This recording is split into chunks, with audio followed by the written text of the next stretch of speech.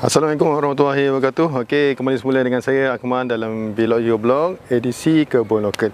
Okey, untuk hari ini saya nak sharing sikit berkenaan tanaman saya. Tanaman saya yang tuan-tuan nampak di belakang ni adalah tanaman kacang panjang. Jadi banyak kacang kan, tapi ada kacang renik, kacang panjang. Kacang panjang sendiri pun ada banyak kategori dia ataupun banyak variety dia. Okey, apa yang saya tanam ni, inilah dia. Yang merimbun ni, inilah dia kacang panjang ni.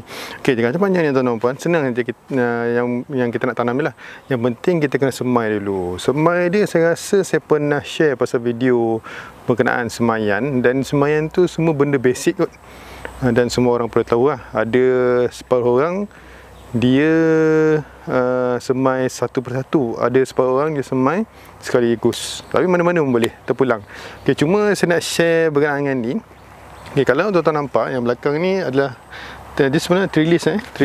Sekejap saya dekatkan sikit Okey, tuan-tuan dan puan, kalau tuan-tuan dan puan nampak, ni sebenarnya ada satu kayu PVC.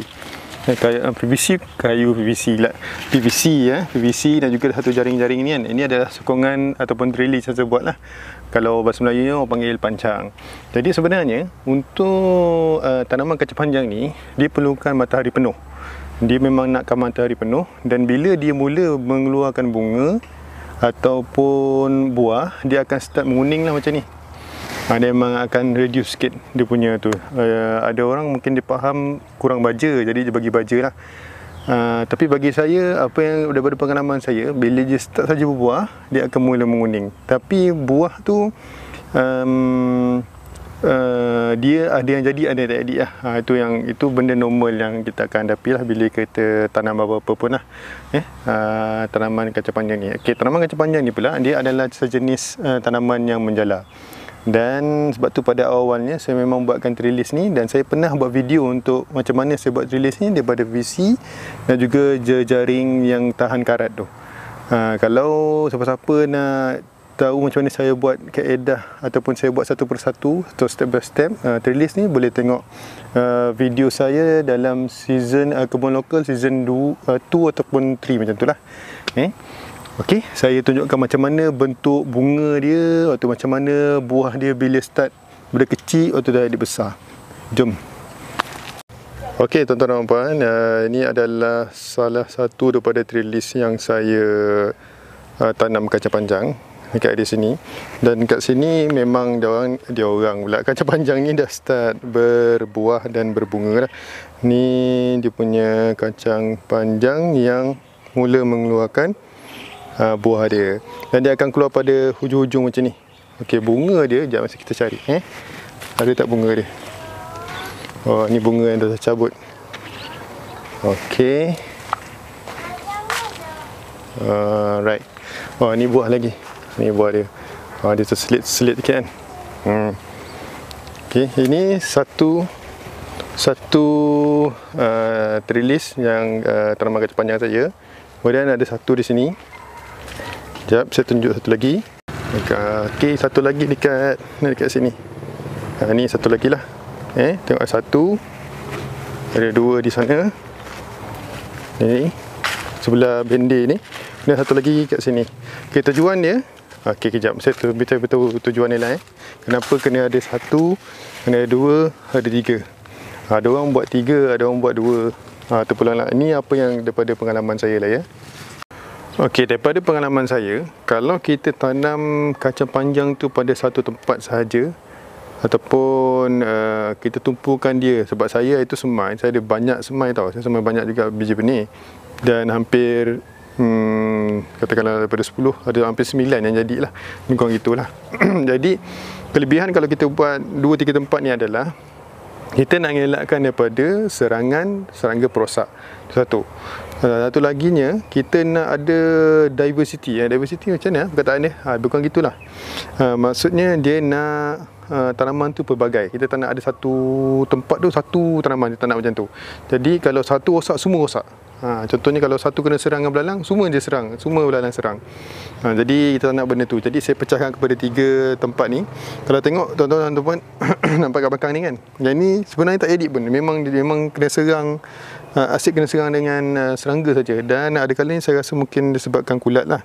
Kalau ikutkan yang masih ni, ini dia lebih cepat tumbuh berbanding dengan dua tadi. Sebab saya lebihkan baja yang ni lah. Dan untuk pengetahuan tuan semua, baja yang saya gunakan adalah baja organik.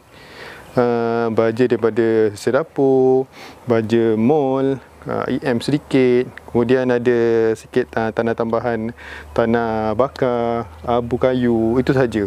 Saya stick kepada kaedah organik. Dan kelebihan yang saya dapati, saya tambah satu lagi adalah saya menggunakan kaedah mulching, yang mana tanah akan memegang air, ataupun mulching ni akan pegang air untuk kita, dan kita akan mengurangkan masa dari segi nak siram apa semua lah. Jadi dekat situ dah satunya bagus. Satu lagi baja tambahan adalah baja kompos. Okey, kita asyik saja bercerita pasal tanam, macam mana tanam kacang panjang ni, macam mana semua kan. Jadi apa kata saya nak share sikit lah resepi saya berkenaan dengan kacang panjang ni. Jadi kita dah ada kacang panjang, kita nak buat apa kacang panjang ni, kita nak buat resepi apa. Okay, jom kita bawa masuk rumah. Saya bawa tuan-tuan masuk rumah, saya tunjukkan resepi apa yang saya buat hari ni. Okay, guys, selain kita berkebun, sebenarnya kita kena tahulah pada benda. Okay guys, asal tujuan kita berkebun tu untuk nak produce kita punya makanan untuk family kita kan. Terutama saya lah, saya sebenarnya bila berkebun, saya sebenarnya nak produce makanan untuk diri sendiri dan juga family saya. Jadi untuk hari ni saya nak tunjuk resepi yang paling simple yang suka saya buat. Resepi ni sebenarnya kalau di kalangan orang Thailand, dia memang macam mana, selalu buat lah. Ini macam makanan snack diorang lah. Okay, ni kacang panjang yang saya tanam. Kalau korang nampak perbezaan dia, ada 3 kacang panjang ni. Ini kacang panjang yang saya tuai sedikit awal, dia kecil sikit. Ini kacang panjang yang sebenarnya sesuai untuk kita tuai. Kan, lain kan, dia punya saiz dia. Tengok saiz dia dan warna dia. Lain ni, nampak lain kan. Right, okay, tak apa. Okay, untuk hari ni kita perlukan, saya nak buat resepi kacang panjang tanpa minyak, tanpa garam. Kita menggunakan fish oil lah, fish oil ni. Okay, jadi untuk hari ni kacang panjangnya. Kita perlukan tomato juga, dan kita perlukan cili padi, cili bara ke macam ni kan, lebih kurang lah, rasakan cili lah. Lepas tu kita pakai bawang putih. Mak tergerak pula, kita bawang putih sikit. Okay, apa yang kita buat adalah kita buang cili macam ni, cili punya apa, tangkai ni kita masukkan dalam apa ni, penumbuk kita masukkan sekali. Yang ni kita kena tumbuk dulu. Saya tumbuk dulu Ini saya dah tumbuk, rupa dia macam ni lah. Saya tumbuk bawang putih tadi dengan kulit-kulit sekali tau. Saya tak kurang kulit dia. Nampak tak? Sini nampak tak? Ni ni dia punya secara kasar lah. Janganlah tumbuk lumat-lumat sangat, dia tak syok nanti. Okey, sementara tu kita potong pula kacang panjang ni. Kacang panjang ni kita potong pendek-pendek pun okey. Pendek-pendek macam ni, lebih kurang lah. Selalu orang akan buang ujung-ujung ni, tapi sebenarnya boleh je makan sekali, tak ada masalah. Potong macam ni. Okay, kita potong lebih kurang panjang macam ni lah lebih kurang panjang macam ni lah. Okay, sebab nanti kita akan macam ni, akan tumbuk sekali dengan